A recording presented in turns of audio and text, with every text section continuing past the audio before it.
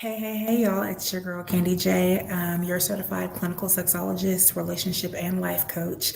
I am sitting in the conference room today, and I just really wanted to come talk to you for just a moment. Lately, there have been a few things that have been on some of my clients' mind, and they all actually are around being vulnerable, right? If you don't know who I am, my name is again Candy J. I am a certified clinical sexologist through the Dr. Rachel Institute and the American Colleges of Sexology. I am a certified relationship and life coach, a proud member of the American Counseling Association.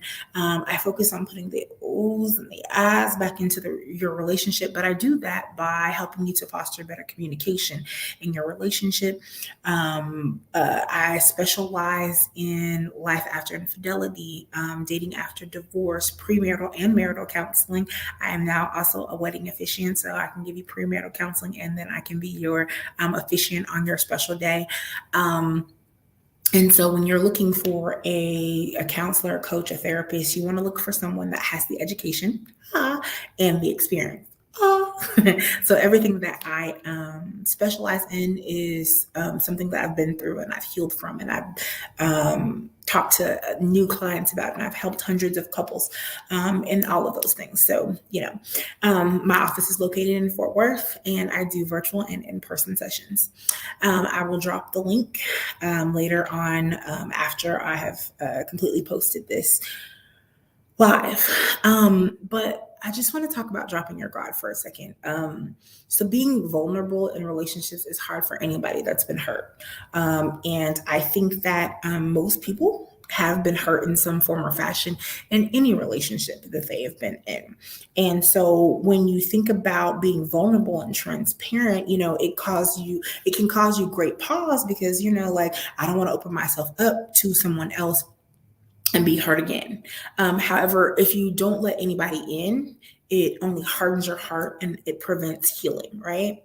So healthy relationships only come when we allow ourselves to be vulnerable around a safe place.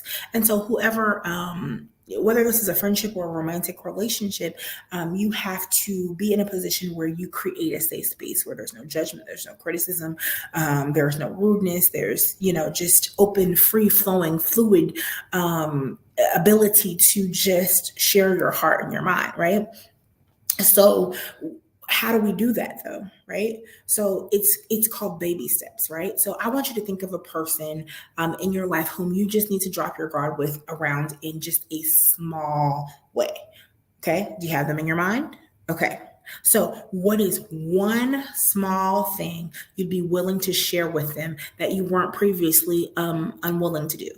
Like you weren't previously willing to share something with them. You got it in your mind? Okay, got it. You got it. So now, here's the hard part, right?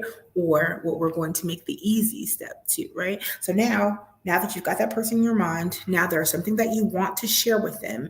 And now I just want you to repeat after me. My heart is open. I am willing to be vulnerable. I can trust people with my heart.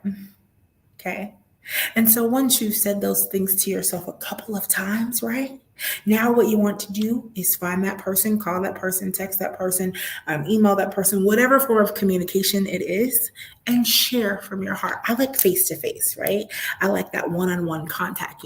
I can think of several things that I'm not willing to share to the world, right? But I may be willing to share to a significant other, or I may be willing to share with a friend, right? And if it's somebody that, they're always talking about you're so closed off, or they're like, it's hard to penetrate you, give them this small nugget today, just this one small nugget of you, whether it's telling you that my natural hair color is light brown. I don't know. Whatever it is in your heart, for instance, I talk to couples all the time, and, one of the things that I deal with is sexual trauma and sex therapy.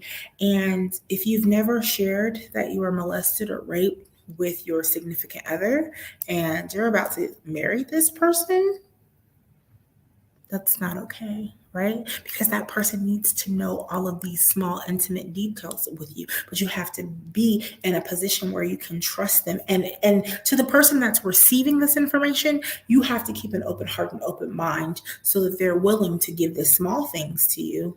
And then they can tell you the major things, I shouldn't find out 10 years after I've been married to you that you were molested or you were raped.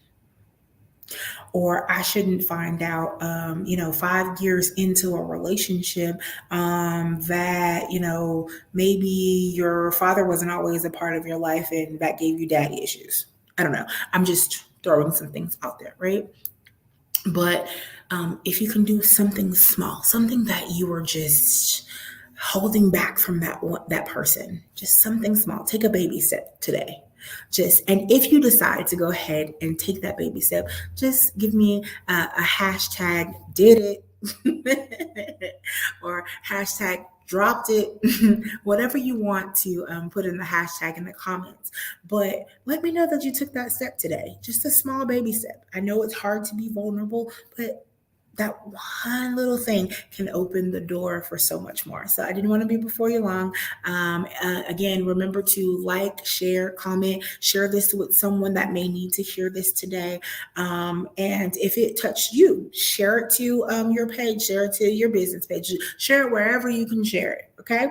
And guys, have a